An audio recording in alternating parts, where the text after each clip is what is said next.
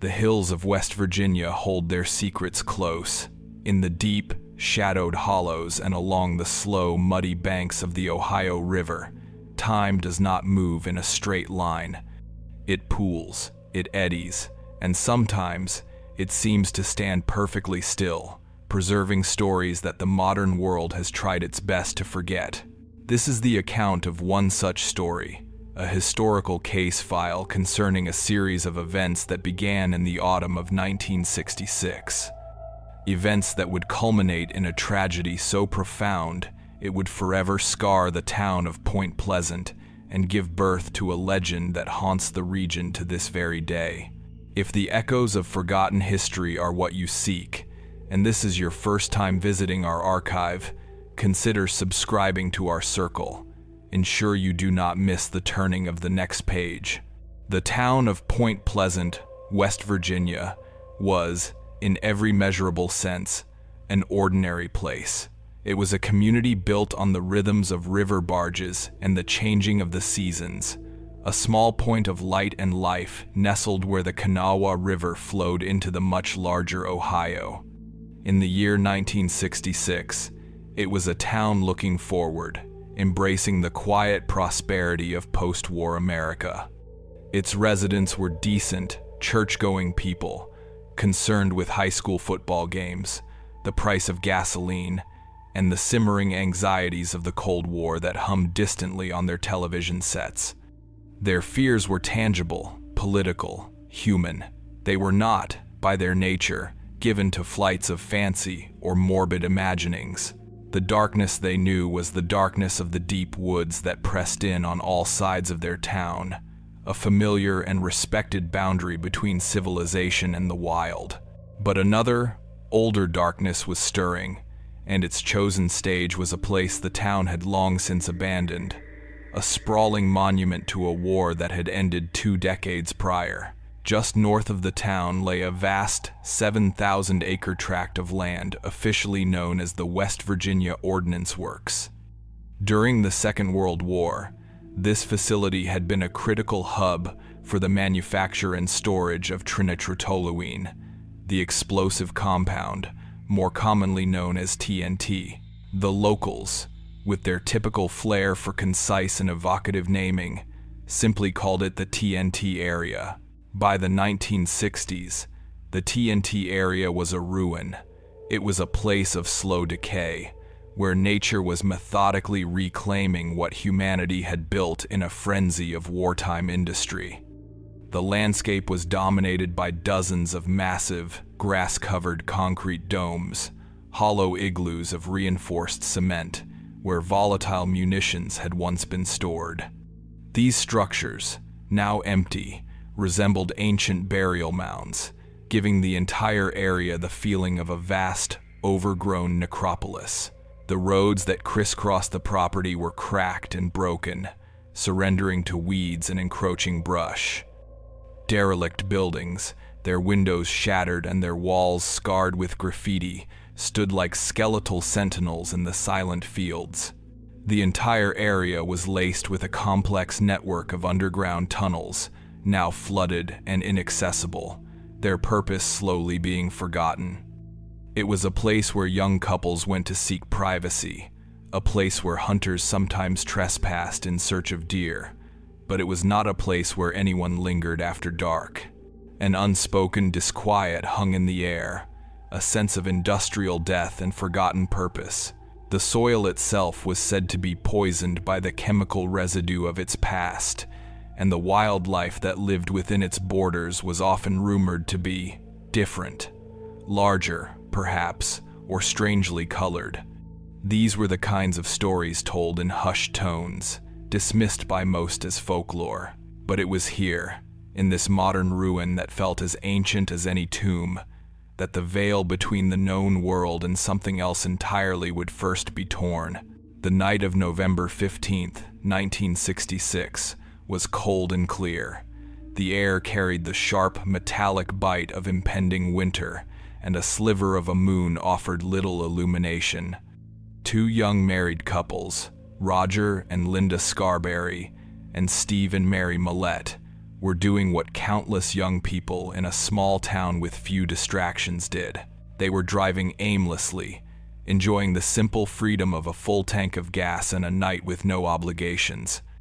Roger Scarberry's 1957 Chevrolet was a small, warm bubble of light and conversation, cutting a path through the deep, rural blackness.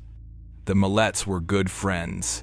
Steve worked at a local television station, a job that connected him to the wider world but kept him firmly rooted in Point Pleasant. Roger was a shoe salesman, a steady, grounded young man who was not prone to exaggeration. Their wives, Linda and Mary, shared the easy rapport of lifelong small-town residents. There was nothing exceptional about them, and nothing in their lives had prepared them for what was about to happen. Seeking a bit of seclusion, they turned their car into the labyrinthine network of roads within the TNT area. They passed the old, disused power plant, its smokestacks like black fingers pointing at a sky filled with cold, indifferent stars. They drove deeper into the preserve, the rhythmic thud of the car's tires over the cracked pavement, the only sound besides their own quiet chatter. They stopped the car near one of the abandoned boiler houses, a place they had been many times before. The darkness here was absolute, a physical presence that seemed to press against the windows of the automobile. It was Mary Millette who first sensed that something was wrong. She would later report a feeling of intense, irrational dread, a sudden and overwhelming instinct that they were not alone and were in terrible danger. Her unease was infectious, and the light-hearted mood within the vehicle evaporated, replaced by a tense silence. It was then that Linda Scarberry saw it. In the darkness near the hulking silhouette of the power plant, two large, circular lights suddenly glowed into existence. They were not the yellow-white of headlights, nor the soft, reflected shine of an animal's eyes caught in the beam of a flashlight. They were red, intensely, hypnotically red. She would later struggle to describe the quality of the light, stating that it was not merely a reflection, but seemed to be self-luminous, like hot coals glowing in a deep furnace. The two red points of light were spaced about 6 inches apart, and were chillingly attached to something that was moving. As their eyes adjusted, they could begin to make out a shape, and the sight defied all logic, all experience. It was large, far larger than any man. It stood, by their later estimates, between 6 and 7 feet tall. Its form was vaguely humanoid, but its proportions were wrong. It was wide, powerfully built, but its most shocking feature was what was folded behind it. Wings. Great, bat-like wings, which they estimated must have had a span of at least 10 feet. The creature's head was indistinct, seeming to merge directly with its powerful torso, but those two enormous, red eyes dominated its presence. They stared at the car, not with curiosity, but with a palpable sense of something that could not be defined as either intelligence or animal instinct. It was something other. For a few drawn-out seconds, there was only the sound of their own breathing inside the car. The 4 young people were paralyzed, caught between disbelief and a terror so profound it felt like a physical blow. The creature did not seem aggressive.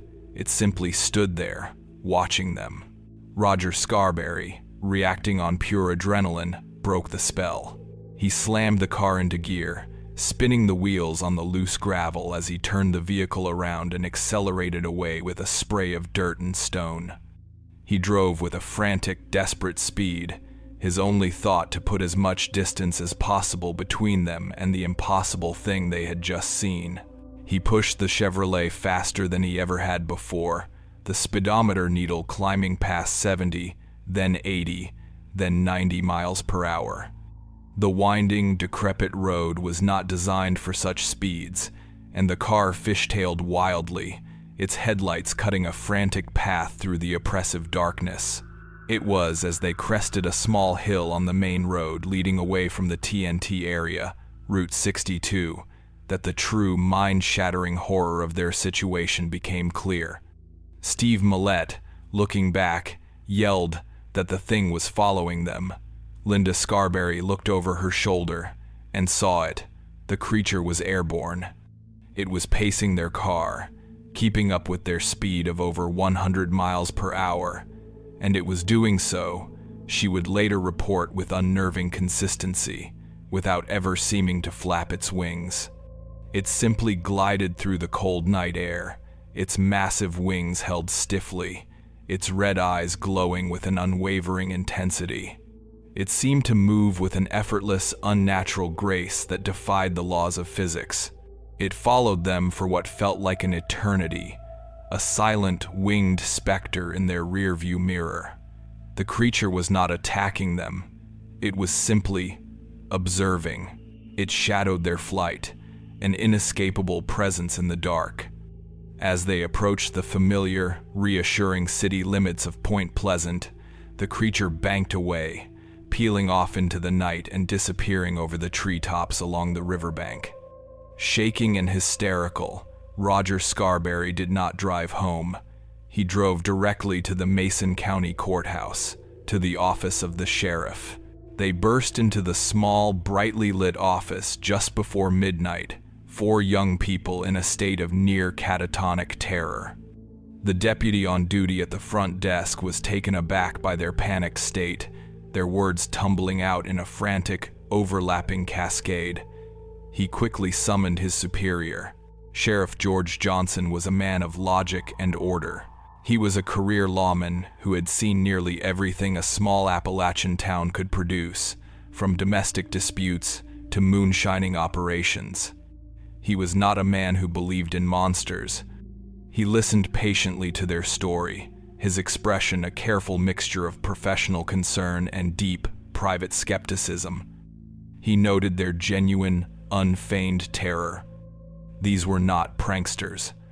Their fear was visceral, real. Linda Scarberry was in tears, and Roger's hands were shaking so badly he could barely light a cigarette.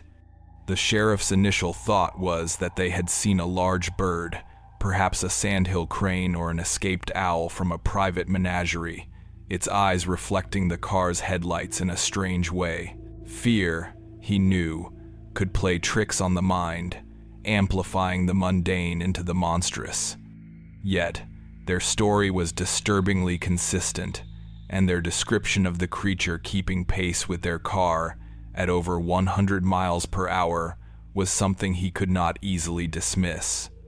He agreed to follow Roger back to the scene of the encounter.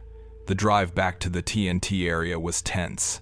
The familiar landscape now seemed menacing, every shadow holding a potential threat. When they arrived back at the abandoned power plant, the place was silent and still. There was no sign of the creature. The sheriff swept the area with his flashlight, its powerful beam cutting through the darkness, revealing only broken concrete, rusted metal, and overgrown weeds. There were no tracks, no feathers, no physical evidence of any kind. He even checked the top of the power plant, thinking a large bird might have landed there, but he found nothing. In his official report, he would remain non-committal. He could find no evidence of a 7-foot-tall, winged creature, but he also could not deny the palpable fear of the 4 witnesses. He advised them to go home, and if they saw it again, to report it immediately. The next day, the story appeared in the local newspaper, the Point Pleasant Register. The headline was sensational, and the tone of the article hovered between serious reporting and amused disbelief. The creature was dubbed, for the first time, the Mothman, a name that would stick, a name that would become infamous.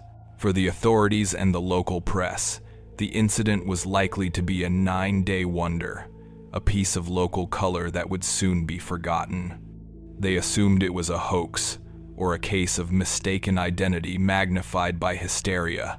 They were wrong. The encounter of November 15th was not an end. It was a beginning. In the days and weeks that followed, the floodgates opened. The sheriff's office and the newspaper were inundated with calls. A man living near the TNT area reported his television set suddenly going black, followed by a high-pitched shrieking sound from his yard. When he looked outside, he saw a pair of large, red eyes staring at him from the darkness. He grabbed his hunting rifle, but by the time he got back to the door, it was gone. Another family, living on the outskirts of town, reported seeing a massive, shadowy form fly over their house, so low that it blotted out the stars. A group of volunteer firefighters in the nearby town of Newell had a similar encounter. They were standing outside their firehouse late one night when they saw a huge creature take off from a nearby field. It ascended straight up into the air, like a helicopter, its enormous wingspan casting a fleeting shadow over them before it disappeared into the night sky. The descriptions were always eerily similar: a large, winged, humanoid shape with glowing red eyes. The initial amusement in Point Pleasant began to curdle into a low-grade, pervasive fear. The story of the Mothman was no longer a joke told at the local diner. It was a whispered fear shared between neighbors over a backyard fence. Doors that were once left unlocked were now bolted at night. The familiar sounds of the rural evening, the chirping of crickets and the rustle of wind in the leaves, were now scrutinized, listened to for any hint of an unnatural shriek or the sound of great wings beating the air. The TNT area, once a place for teenage dalliances, was now strictly avoided, left to its ghosts and its new, terrifying occupant. A collective anxiety began to settle over the town, a sense of being watched by something ancient and unknowable. The people of Point Pleasant were beginning to understand that something impossible was unfolding in their quiet corner of the world. They did not yet know if it was a predator or a portent, a creature of flesh and blood or something far stranger. All they knew was that it was real, and it was watching them from the shadows. The question that hung unspoken in the cold November air was not just what this thing was, but what it wanted. The answer, when it eventually came, would be more devastating than any of them could have possibly imagined. The strange sightings and quiet terror were merely the prelude to a much larger, darker story, a story whose climax would be written in twisted steel and icy water. The local mystery was about to become a national obsession. The story of the winged creature in the TNT area did not remain a local secret for long. In the quiet, sober light of a West Virginia morning, the tale seemed almost absurd, a piece of gothic fiction misplaced in the 20th century. But the fear of the 4 young witnesses was an undeniable fact, a seed of genuine terror that, once planted, began to germinate in the fertile soil of the community's imagination. The instrument of its propagation was the local newspaper, the Point Pleasant Register. A reporter, working the late shift, had taken down the initial report from the sheriff's office. With a mixture of journalistic duty and a keen sense for a story that would sell papers, the reporter crafted an article that captured the breathless panic of the encounter. It was in this article, published on November 16, 1966, that the entity was given the name that would ensure its immortality. Drawing inspiration from the popular superhero television shows of the era, the writer christened the creature the Mothman. The name was catchy, slightly camp, and utterly failed to capture the profound, primordial dread experienced by those who claimed to have seen it. Yet, it was the name that stuck, the label that would be printed in newspapers across the country, transforming a local anomaly into a national phenomenon. The Associated Press, the great circulatory system of American news, picked up the story within a day. From its regional bureau, the account was wired to cities large and small. In Chicago, in New York, in Los Angeles, editors who had never heard of Point Pleasant, West Virginia, were reading about a 7-foot-tall winged monster with glowing red eyes. The story was irresistible. It was a dispatch from a different America, a strange, mythic country that was supposed to have vanished with the frontier. The result was predictable. A slow but steady trickle of outsiders began to arrive in Point Pleasant, a quiet invasion of the curious and the cynical. They came in dusty station wagons and sleek sedans, their cars bearing license plates from Ohio, Pennsylvania, and beyond. They were journalists, for the most part, men in wrinkled suits with notepads and press cameras, their faces etched with the weary skepticism of their profession. They descended upon the Mason County Courthouse, hoping for a quote from the beleaguered sheriff. They crowded the small diner on Main Street, trying to coax stories out of the tight-lipped locals over cups of coffee. The townspeople, a naturally reserved and private community, recoiled from the sudden, intense scrutiny. They regarded these outsiders with suspicion, sensing that they were there not to understand, but to gawk, to treat their fear as a form of rural entertainment. The reporters' questions were often leading, their tone faintly mocking. They asked about local legends, about inbreeding, about the quality of the moonshine in the surrounding hills. They were searching for a rational, folksy explanation that would neatly package the mystery for their urban readers, allowing them to dismiss it as a charming bit of Appalachian superstition. But the story refused to be so easily contained. The sightings continued, and the new reports were not coming from excitable teenagers, but from sober, respected members of the community. A local contractor, a man known for his level-headedness, reported seeing the creature perched on the roof of a neighbor's house. He described its eyes as looking like bicycle reflectors, and he was so disturbed by the encounter that he refused to leave his home after dark for a week. The sheer number of witnesses, and their evident sincerity, began to wear down the initial wall of media skepticism. A new kind of reporter began to take an interest, one who worked for the local paper and had a deeper connection to the community. Her name was Mary Heyer, and she was the Point Pleasant correspondent for the Athens Messenger, a larger newspaper in neighboring Ohio.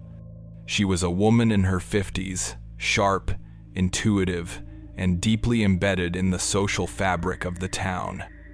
She knew the witnesses not as sources, but as people. She knew their families, their reputations, their character. When they told her they had seen something that defied explanation, she listened without judgment. Her office, located in a small, cluttered space above a downtown storefront, became the unofficial headquarters for the unfolding mystery. The telephone on her desk rang constantly, witnesses bypassing the overwhelmed sheriff's department to speak directly to the one person they felt truly believed them. She meticulously documented every report, every strange detail, filling notebook after notebook with first-hand accounts. She became the town's chronicler, its archivist of the impossible, and it was through her work that a more detailed, and far more disturbing, picture of the phenomenon began to emerge. The events in Point Pleasant were no longer just about a single, monstrous entity. A new layer of profound strangeness, what investigators of the paranormal refer to as high strangeness, began to manifest. The Mothman sightings were now being accompanied by a host of other inexplicable phenomena. Unidentified flying objects, or UFOs, became a common sight in the skies over Mason County. Witnesses reported seeing bright, silent lights moving in erratic patterns, hovering over the TNT area for hours before vanishing in an instant. Strange, metallic humming noises were heard emanating from the woods along the Ohio River, a low-frequency thrum that seemed to vibrate deep within the listener's chest. The town's electronics began to behave erratically. Televisions would switch on and off by themselves, their screens filled with swirling patterns of static. Radios would emit bursts of unintelligible, metallic-sounding speech. But the most unsettling new development was the telephone calls. Witnesses who had reported a Mothman sighting would receive bizarre, harassing phone calls late at night. Sometimes, the line would be filled with a cacophony of electronic shrieks and whistles, like the sound of a malfunctioning circuit board. Other times, a voice would speak, a voice that witnesses described as slow, metallic, and devoid of any human inflection. The voice would often know personal details about the witness that it had no logical way of knowing, and it would deliver cryptic, nonsensical messages before the line went dead. This wave of paranoia was given a terrifying new focus with the appearance of the Men in Black. The phenomenon was not new to students of ufology. For years, witnesses to strange aerial events had reported being visited by mysterious, dark-suited men who seemed intent on intimidating them into silence. But now, these figures had come to Point Pleasant. One of the first to have such an encounter was a witness who had seen the Mothman hovering over his barn. A few days after reporting the incident to the sheriff, a large, black, and immaculately clean Cadillac, a model that appeared to be several years out of date, pulled into his driveway. Two men emerged. They were dressed in identical, ill-fitting black suits, their clothes seeming strangely stiff and new. Their skin was pale, almost waxy, and their facial features were described as oddly indistinct, with thin lips and large, unblinking eyes that were unnervingly sensitive to the light. They did not introduce themselves or show any identification. They spoke in a flat, monotonous tone, asking a series of bizarre, irrelevant questions about his sighting, but their true purpose seemed to be something else entirely. They created an atmosphere of profound menace. They hinted that they were from a secret government agency and warned him, not with an overt threat, but with a chillingly calm tone of voice, that it would be in his best interest to stop talking about what he had seen. After they left, the witness was overcome with a feeling of profound psychic violation, as if his mind had been rifled through. The experience was so unnerving that he, and several others who reported similar visits, withdrew from the public eye completely, refusing to speak to reporters or investigators ever again. It was this complex, multi-layered tapestry of the bizarre that attracted the attention of a writer and researcher from New York City named John Keel. Keel was not a ghost hunter or a wild-eyed occultist. He was a serious, methodical investigator of anomalous phenomena, a journalist who approached the subject with a detective's eye for patterns and a healthy dose of skepticism. In the early 1960s, he had become convinced that the thousands of UFO reports from across the country were not evidence of extraterrestrial visitation, but were part of a much stranger and more complex phenomenon that seemed to interact with human consciousness in trickster-like ways. When he read the initial reports from Point Pleasant, he recognized a familiar pattern: the combination of a winged creature, UFO sightings, and intimidating visits from mysterious men was a classic signature of what he called a window area, a specific geographical location where the veil between our reality and another seems to be unusually thin for a period of time. In December of 1966, he traveled to West Virginia to investigate for himself. Keel was a stark contrast to the sensationalist reporters who had descended on the town. He was quiet, patient, and deeply empathetic to the witnesses. He spent weeks in Point Pleasant, working out of Mary Hyer's office and a booth at the local diner. He did not chase headlines. He collected data. He interviewed hundreds of people, not just the primary witnesses, but their neighbors, their families, their employers. He cross-referenced their stories, looking for consistencies and discrepancies. He created detailed maps, plotting the locations of sightings, the paths of UFOs, and the areas where strange electrical interference was reported. He was not just investigating the Mothman, he was performing a forensic pathology on the entire town. What he discovered troubled him deeply. The phenomenon was escalating.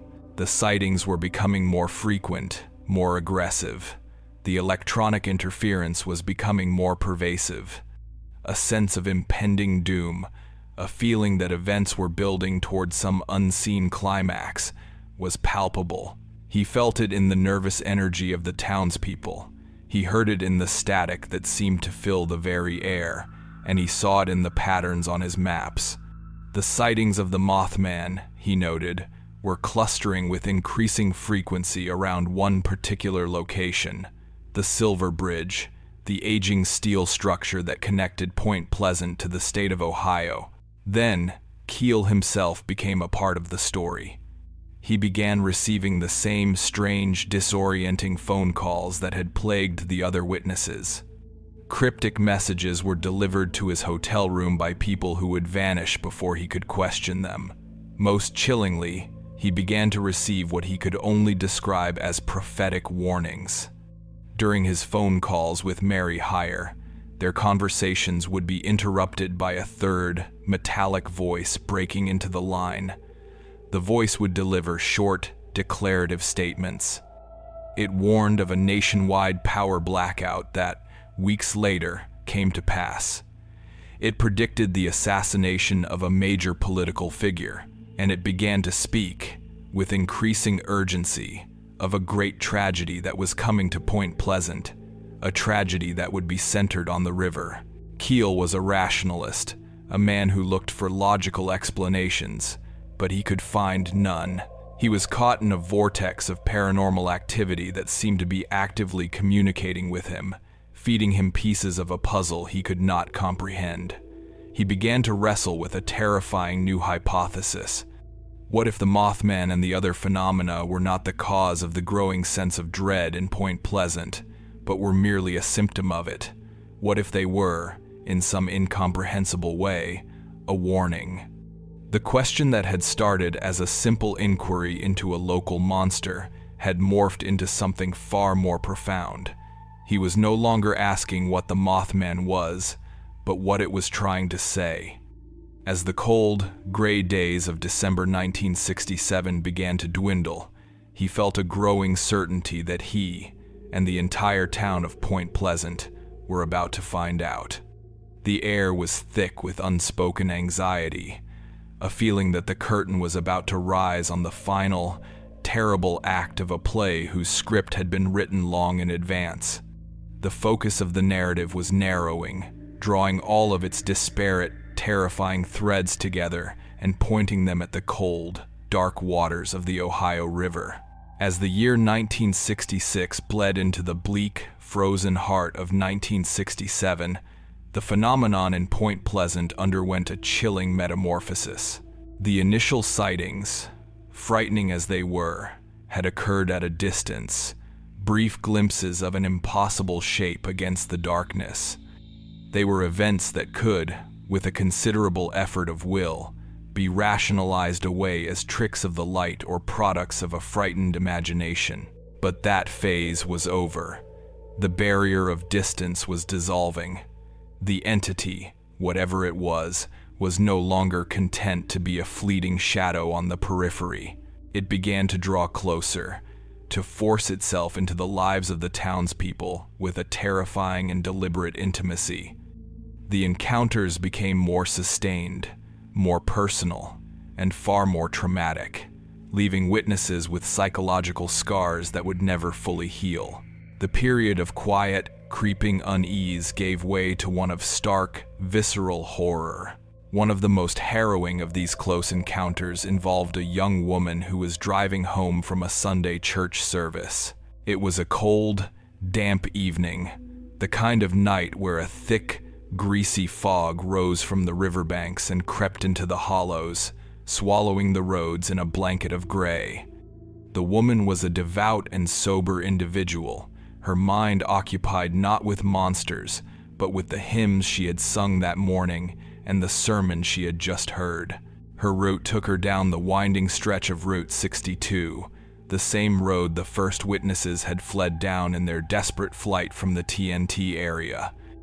The fog was so dense that she was forced to slow her car to a crawl, her headlights cutting two weak, conical beams into the churning vapor. The world outside her vehicle had been reduced to an abstract swirl of shadow and mist. It was in this disorienting, sensory-deprived environment that she first saw it. Standing in the middle of the road, directly in the path of her car, was a tall, gray figure.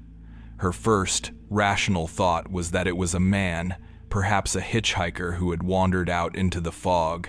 She pressed her foot on the brake, her heart lurching with the fear of an imminent collision. As the car slowed to a stop just feet from the shape, she realized her mistake. This was no man. It was impossibly tall, its form obscured by the mist, but its proportions were fundamentally wrong. It was from this figure that two enormous, luminous red eyes stared back at her. They were not eyes in any biological sense. They were perfect circles of deep, hypnotic red, radiating a light that seemed to cut through the fog with an unnatural clarity. They held her mesmerized. For a long moment, she was incapable of thought or action, trapped in the creature's unwavering gaze. Then, with a movement that was both slow and terrifyingly sudden, two huge wings unfurled from its back. They rose up, stretching to their full, magnificent span, seeming to fill the entire road. They were not feathered, but membranous, like the wings of a colossal bat, their texture a mottled, leathery gray that seemed to absorb the weak light from her headlamps. The creature did not flap them. It simply held them aloft, a terrifying, angelic posture that seemed to be a display of pure, intimidating presence. The woman was seized by a cold, paralytic terror. Her mind, searching for a framework, for any point of reference, could only register a single, overwhelming thought. It looked, she would later tell investigators, like an angel of death.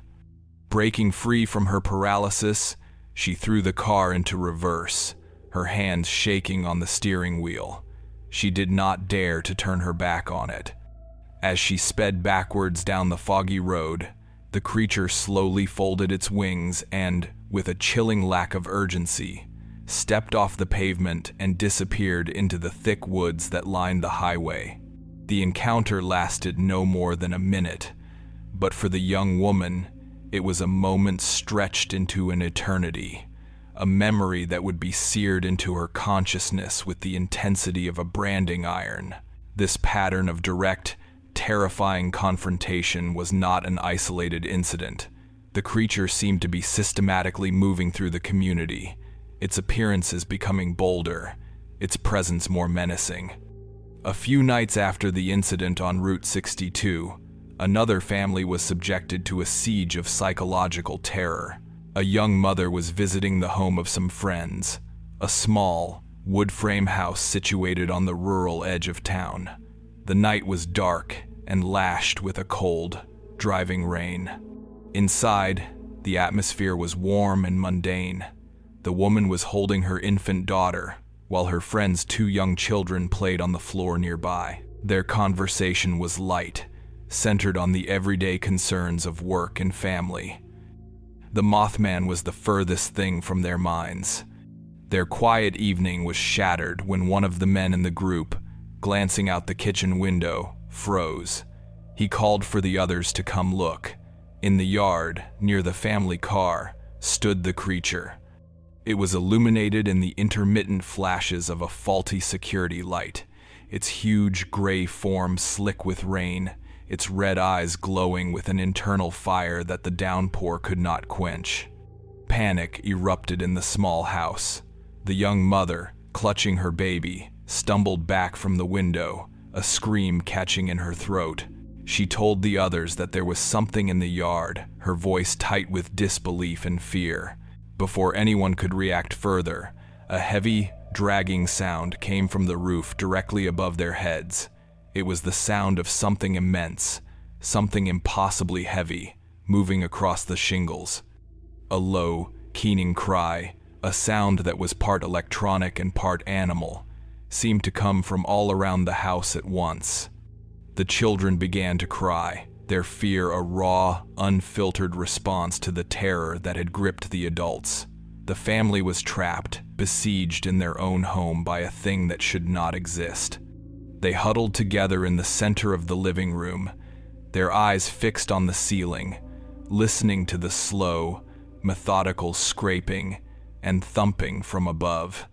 The young mother would later report a strange, almost physical sensation of being studied, as if the creature on the roof were peering down at them through the solid wood and plaster, its gaze penetrating the very walls of the house.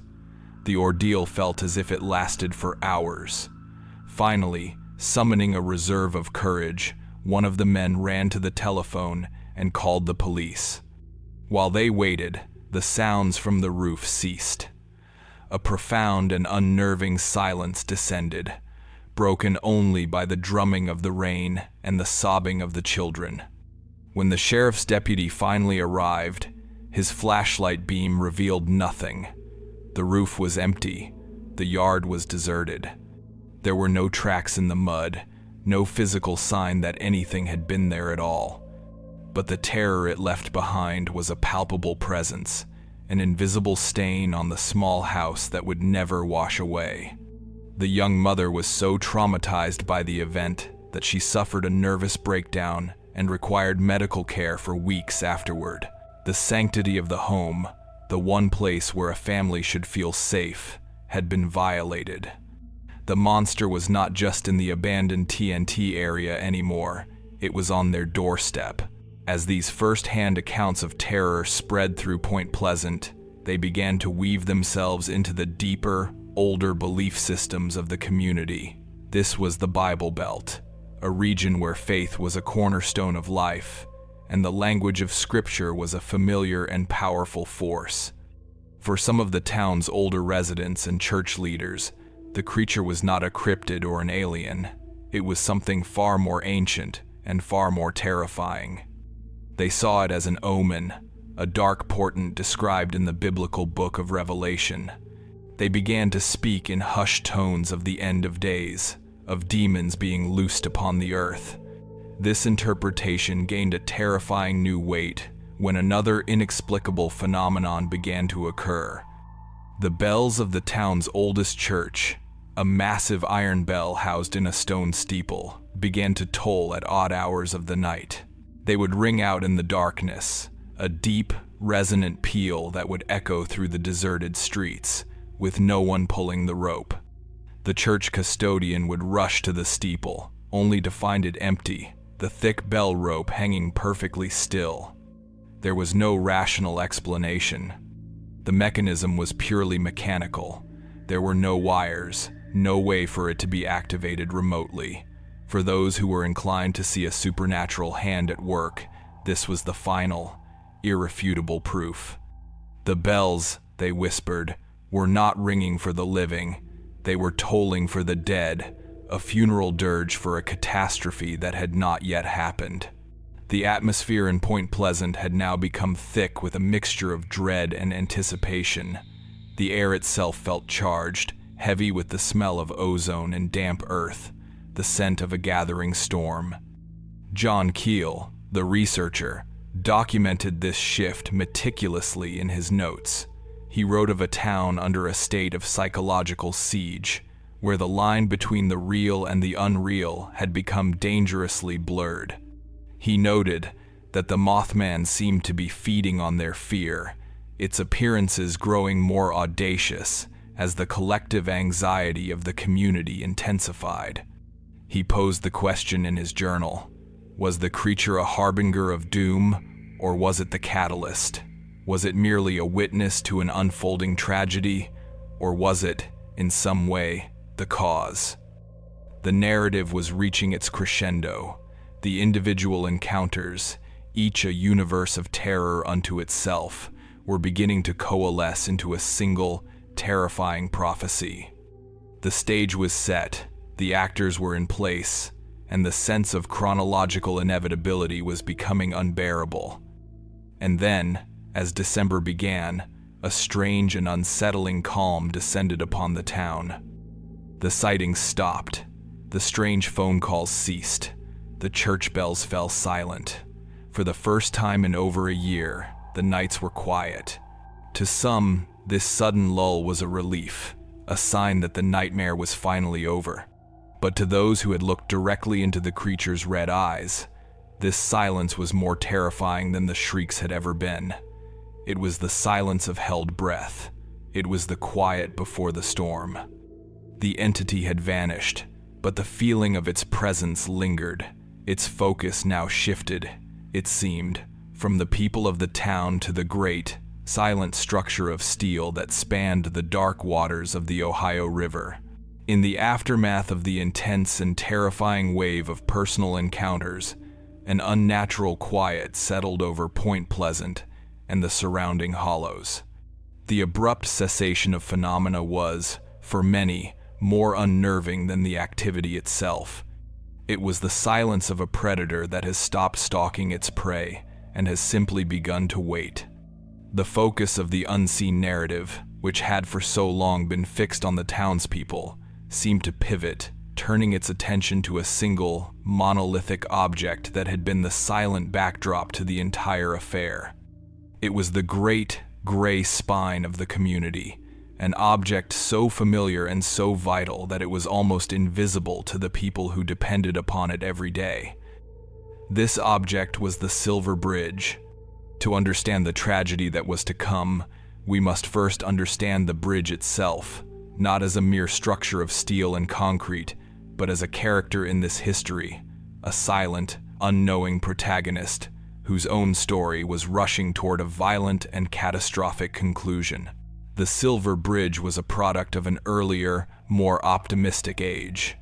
Its construction was completed in the year 1928, a time of booming industrial confidence in America. It was celebrated as a marvel of modern engineering, a testament to human ingenuity and the nation's ability to tame the wild landscape. Its name was not merely poetic. It was the first bridge of its kind in the world to be painted with aluminum, and on a bright day, its superstructure would shimmer and gleam in the sunlight, appearing as if it were forged from pure, polished silver.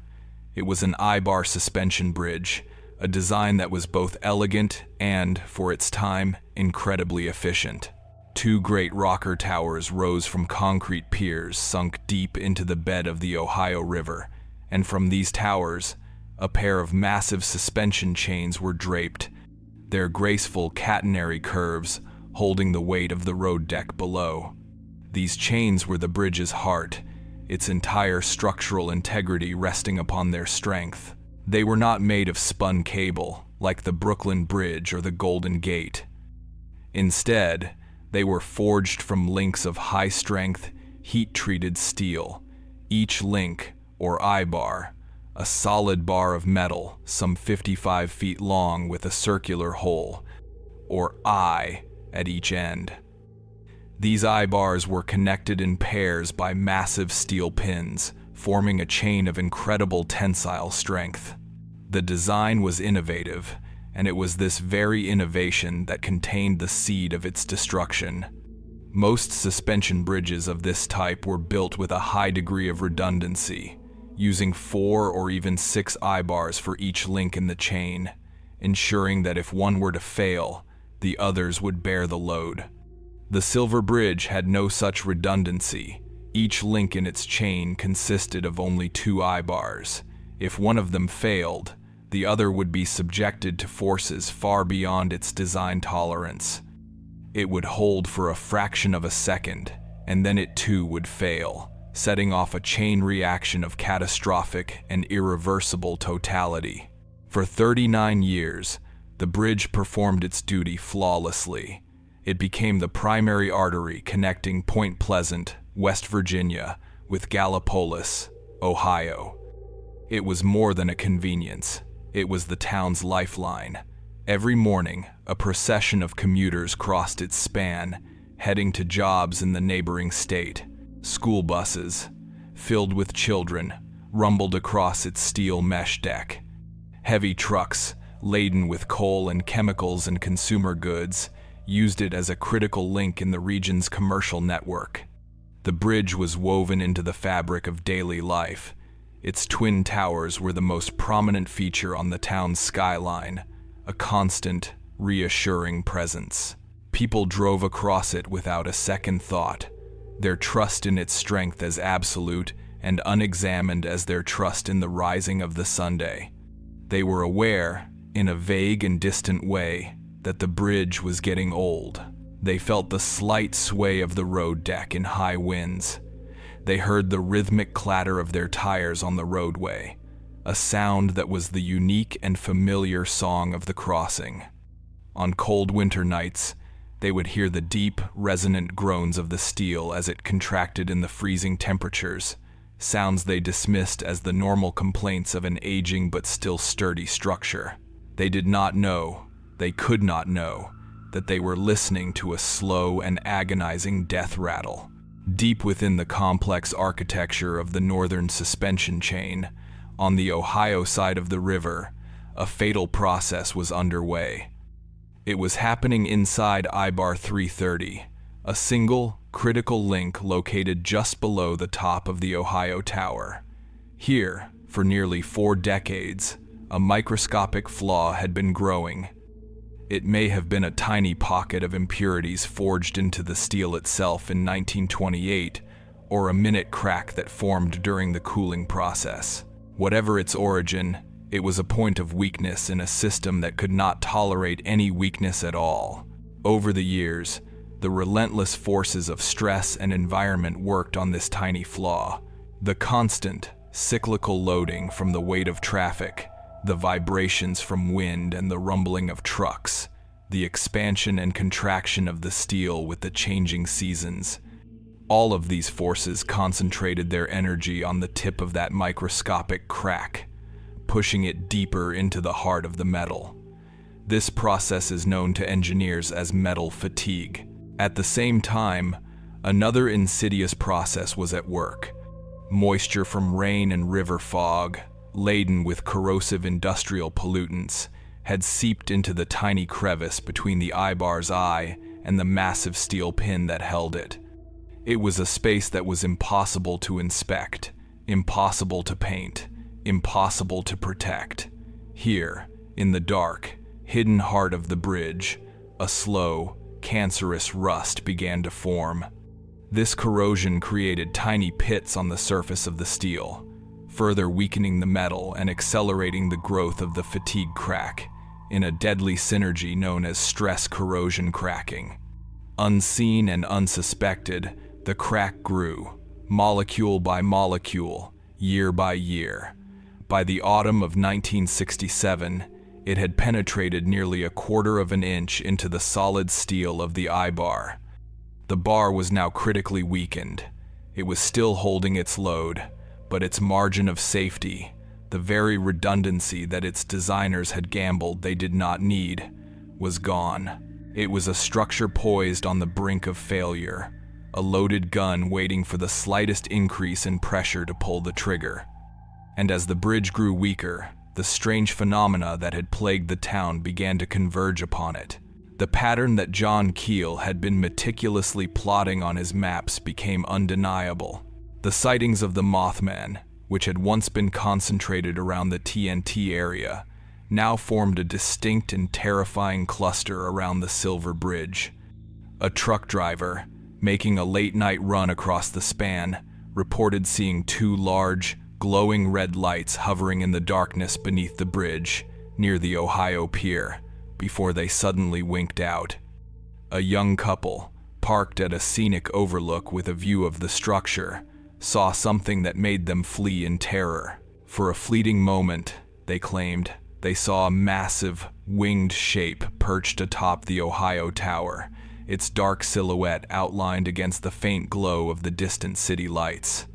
It was there for only a second, and then it was gone, melting back into the night. It was the last time anyone in Point Pleasant would ever claim to see the creature. John Keel, in his motel room, felt the growing sense of dread coalesce around the bridge. His research, his interviews, his strange, prophetic phone calls, all now seemed to be pointing to this single, massive object of steel. He made a final, desperate entry in his notes, a question that was both a scientific hypothesis and a plea to an indifferent universe. He wondered if the creature, the Mothman, was drawn to the sounds of the bridge's distress. Was it possible, he theorized, that it could perceive the high-frequency sounds of metal under stress? The ultrasonic shrieks of the microscopic crack in IBAR 330, as it crept ever closer to the critical point of failure. Was the creature a predator, attracted to the weakness of the structure, like a shark to the scent of blood in the water? Or was its final appearance on the tower a last, desperate attempt at a warning, a final, silent scream that no one could understand?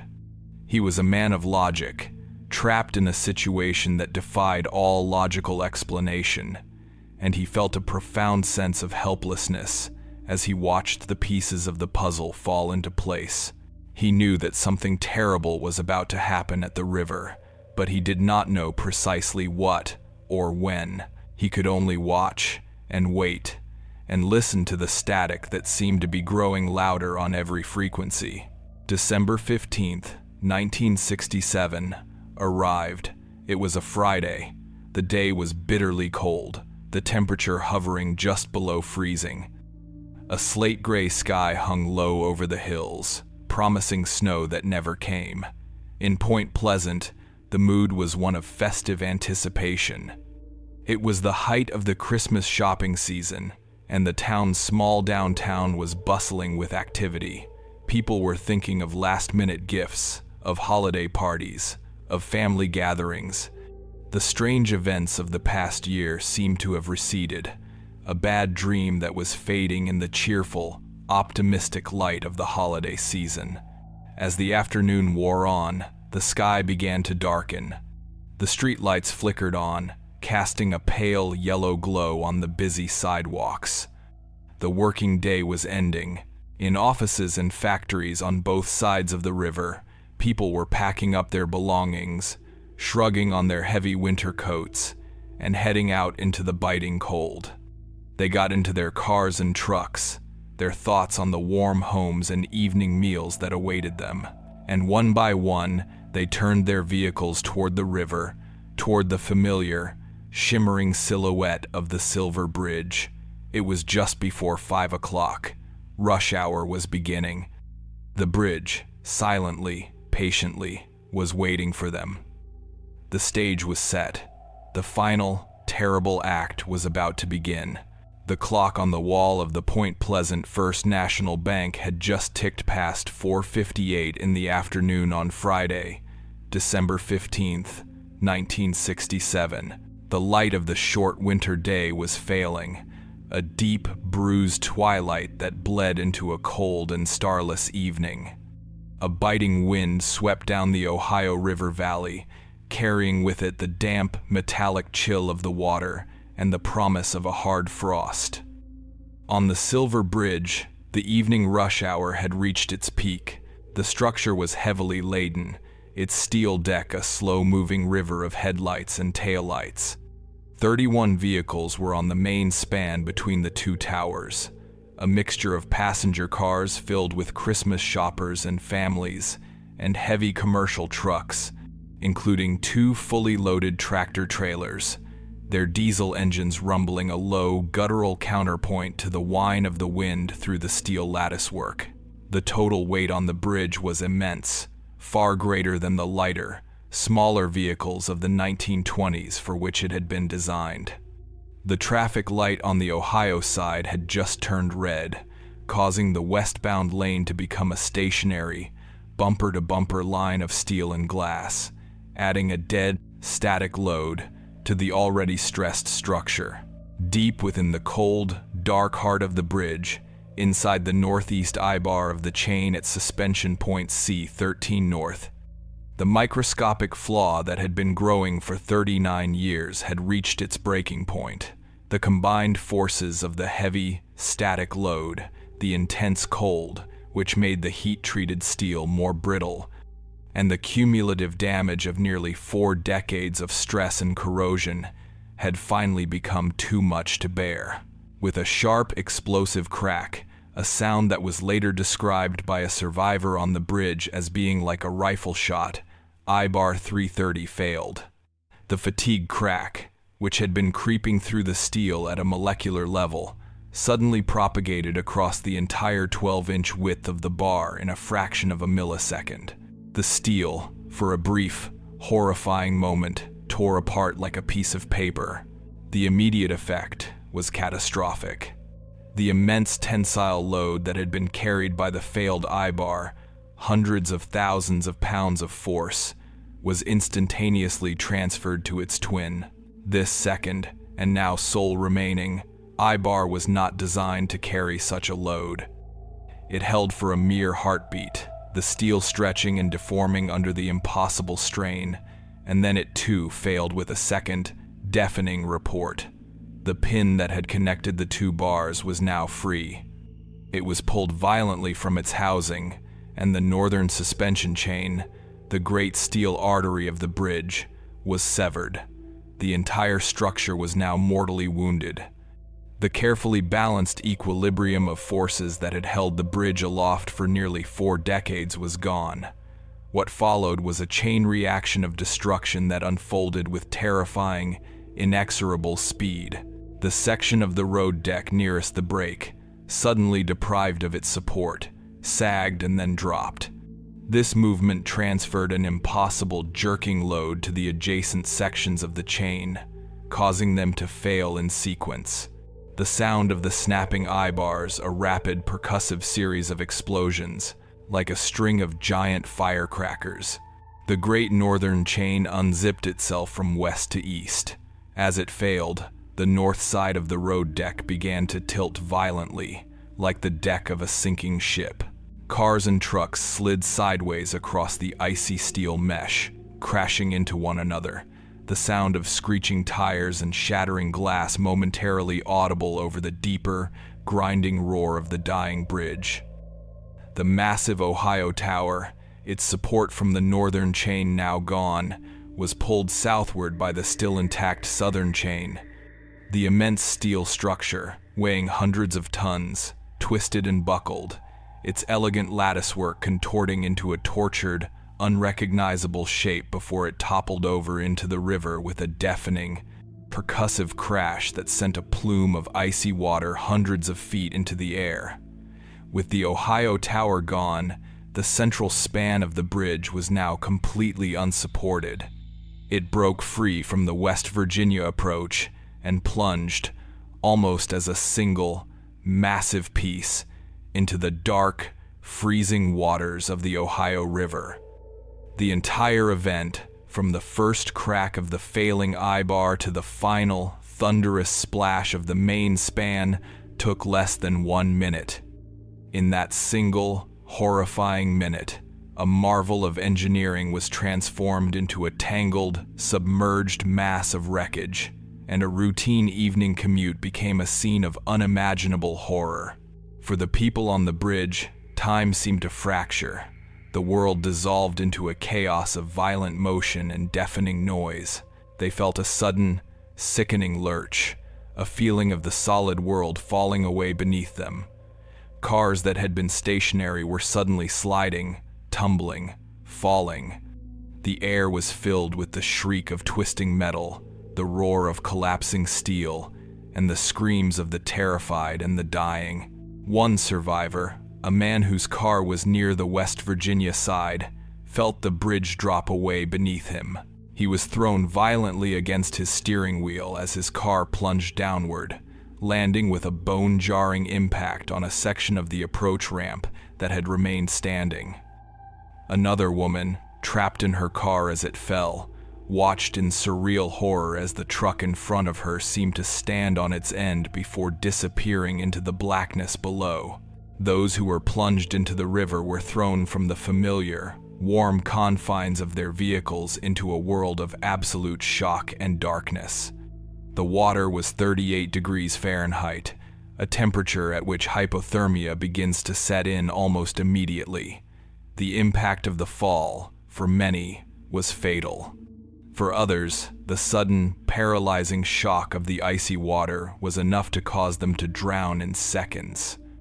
The river was a churning maelstrom of twisted steel beams, submerged cars, and struggling human beings. The darkness was nearly absolute, punctuated only by the broken, submerged headlights of cars, their beams casting an eerie, green glow through the silt-filled water, illuminating a silent, slow-motion ballet of death. Somehow, amidst the chaos, there were survivors. One man was thrown from his truck as it fell and found himself in the churning water. He was a strong swimmer, but the cold was a physical blow, robbing him of his breath and his strength. He struggled to the surface, gasping for air, his limbs already growing numb. He would later describe a profound and terrifying sense of being watched, a feeling that something was in the water with him, a dark, silent presence observing the carnage. He managed to find a piece of floating debris and clung to it, his life slipping away with every passing second. Another family, a husband and wife with their infant daughter, went down with their car. The vehicle filled with water almost instantly. In the pitch black, the husband struggled to open his door against the pressure of the river. Miraculously, he succeeded. He unbuckled his wife, pushed her out of the sinking car, and then, in a final act of desperate strength, freed his baby from her car seat and pushed her toward the surface before the river claimed him. His wife, severely injured but alive, was able to cling to the wreckage until help arrived. On the riverbanks, the first witnesses to the disaster stood in stunned disbelief. The great, familiar silhouette of the bridge was simply gone, replaced by a gaping void of darkness. The thunderous roar of the collapse echoed through the valley, and was then replaced by a terrible, ringing silence. A silence that was soon broken by the faint, desperate cries for help coming from the dark water. The response was immediate and heroic. Within minutes, the first police cars and fire trucks arrived, their sirens cutting through the cold night air. Boats were launched into the treacherous, debris-filled water, their searchlights sweeping the surface, looking for any sign of life. Rescue divers, flown in from neighboring cities, prepared to enter the impossibly dangerous underwater wreckage. The news spread through the small town with the speed of a shockwave. Families rushed to the riverbank, their faces illuminated by the flashing red and blue lights, their hearts filled with a sickening dread as they stared at the empty space where the bridge should have been, praying that their loved ones had not been on it. The journalists who had flocked to Point Pleasant to report on a monster now found themselves at the center of a genuine and devastating human tragedy. As the rescue efforts unfolded in the cold and the dark, a rumor began to circulate through the horrified crowd. Someone whispered that they had been at the river's edge just moments before the collapse, and that they had seen it. A large, dark shape, they said, had been circling in the sky above the bridge, its eyes like two faint red embers in the gloom. The story spread, a whispered, fearful addendum to the official news reports. The Mothman, the omen of disaster, had made its final appearance. The long, terrible night wore on. The rescue effort slowly transformed into a recovery mission. The final toll would be 46 lives lost. 46 men, women, and children who had woken up that morning expecting a normal Friday, only to have their lives extinguished in a minute of twisting steel and freezing water. The town of Point Pleasant was plunged into a state of collective grief and shock. The river, which had for so long been a source of life and commerce for the community, had become a mass grave. In the days that followed, as the national media descended, and the grim work of recovering the bodies and the wreckage continued, the question of why the bridge had collapsed was on everyone's mind. The official investigation would eventually pinpoint the cause, the single, flawed eye bar. It would be a story of metal fatigue, corrosion, and inadequate government inspection protocols. It would be a tragedy of human error and engineering failure.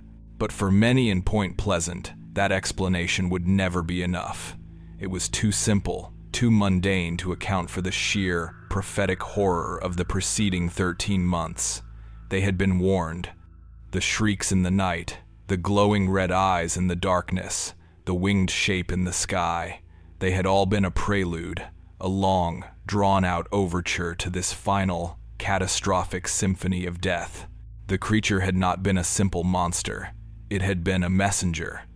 The question that would haunt them for the rest of their lives, the question that would elevate a local tragedy into an enduring American myth, was not whether the Mothman had been real, but whether it had been a curse, a warning, or a silent, helpless angel of death. The collapse of the Silver Bridge on that frozen December evening was a trauma from which the town of Point Pleasant would never fully recover. The immediate aftermath was a period of profound and numbing grief, a collective wound that scarred the community's soul. 46 funerals were held. 46 families were left to navigate a world that had been irrevocably broken. The national media, which had once treated the town's strange stories with a mixture of amusement and condescension, now spoke in the hushed, somber tones reserved for great tragedies. For a time, the name Point Pleasant became synonymous with loss, a shorthand for the sudden, violent intersection of human fragility and mechanical failure. The river, once a symbol of the town's lifeblood, now flowed past a conspicuous and painful void in the skyline, a constant, silent reminder of the night it had become a tomb. In the weeks and months that followed, a massive recovery and investigation effort was launched. The United States Army Corps of Engineers, alongside private salvage companies, undertook the grim and difficult task of raising the wreckage of the bridge from the riverbed. It was a slow, methodical process, carried out in the brutal cold of a West Virginia winter. Piece by piece, the tangled steel was lifted from the muddy water, each section a twisted monument to the disaster. The recovered vehicles, crushed and mangled beyond recognition, were brought to shore, silent, water-filled coffins that held the last moments of their occupants. Federal investigators from the newly formed National Transportation Safety Board swarmed the site, their task to answer the single, agonizing question that hung over the entire affair: why? They meticulously examined every piece of the recovered structure, subjecting the fractured steel to intense laboratory analysis. They were searching for a point of origin, a single, definitive cause for the catastrophic failure. They found it. After months of painstaking forensic work, the investigation concluded that the collapse was initiated by the failure of a single eye-bar, number 330, in the northern suspension chain. The final report, a thick, dispassionate document filled with technical language and engineering diagrams, cited the cause as a combination of stress, corrosion, and metal fatigue. It was, the report stated, a tragic but ultimately understandable failure of a flawed design that had been subjected to loads far greater than its creators had ever envisioned, and which had suffered from a lack of rigorous inspection over its 39-year lifespan. The official verdict was clear. The Silver Bridge disaster was a result of human error, a failure of materials, and the relentless, unforgiving laws of physics. For the federal government and the engineering community, the case was closed. New, more stringent bridge inspection regulations were enacted across the country, a lasting and important legacy born from the tragedy. The story of the Silver Bridge became a cautionary tale told in engineering textbooks, a lesson written in steel and paid for with human lives. But in Point Pleasant, this neat, mechanical explanation was, for many, impossible to accept. It felt too small, too sterile, to account for the sheer, mythic weight of what they had experienced. They had lived through 13 months of sustained, high-level paranormal activity. They had seen the glowing red eyes. They had heard the unearthly shrieks. They had been stalked by a creature that defied all rational explanation. And all of it, all of the terror and the mystery, had been focused on the very time and place where the disaster had struck. To believe that this was all a coincidence, a bizarre and meaningless prelude to a random structural failure, required a leap of faith that many were unwilling or unable to make. For them, the story of the Silver Bridge was not about a fatigue crack in a piece of steel. It was about an omen. It was about a warning that had been delivered, and a warning that had not been understood. The Mothman was not a footnote to the tragedy. It was inextricably woven into its very fabric. This interpretation, the belief that the disaster was part of a larger, supernatural narrative, was given its most powerful and enduring voice by the writer John Keel. He had been there. He had documented the sightings. He had experienced the strange phone calls. He had felt the palpable sense of impending doom that had settled over the town. The collapse of the bridge was not a surprise to him. It was the horrifying predicted climax to the events he had been investigating for over a year. He left Point Pleasant shortly after the disaster, a man deeply changed by what he had witnessed. He spent the next several years compiling his notes, his interviews, and his theories into a book. Published in 1975, it was titled The Mothman Prophecies.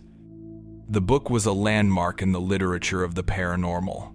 It was not a simple monster story. It was a complex, disturbing, and deeply personal account of a community under siege by forces that seemed to lie outside of human comprehension. Keel did not offer any easy answers. He presented the Mothman not as a flesh and blood creature, but as one manifestation of a vast, trickster-like intelligence, an ultra-terrestrial phenomenon that interacts with humanity in ways that are often incomprehensible and sometimes deadly. He theorized that these entities are drawn to the energy of impending disasters, that they are, in effect, supernatural scavengers feeding on human tragedy. The book immortalized the story of Point Pleasant, transforming a regional folktale into a modern American myth. It ensured that the Mothman would not be forgotten, that its legend would continue to haunt the dark corners of the American imagination long after the last of the witnesses were gone. In the years after the disaster, the town of Point Pleasant slowly began to heal. A new bridge, a sturdy and unpoetic cantilever bridge named the Silver Memorial Bridge, was built to replace the one that had been lost. Life returned to a semblance of normalcy. The television crews and the paranormal investigators eventually packed up and left, leaving the town to its memories. But the story never truly went away. It became a part of the town's identity, a dark and fascinating chapter in its history. And the creature, the Mothman, was never seen in Point Pleasant again. The 13-month window of high strangeness closed as abruptly as it had opened. The sightings stopped, the strange phenomena ceased, and the TNT area fell silent once more, left to its slow, quiet decay. It was as if the entity, its purpose fulfilled or its message delivered, had simply moved on. Yet, the legend endures. The story has been passed down through generations.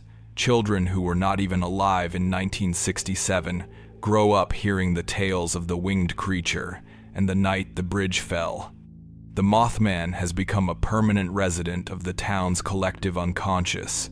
In a strange and ironic twist, the town that was once traumatized by the creature has now embraced it.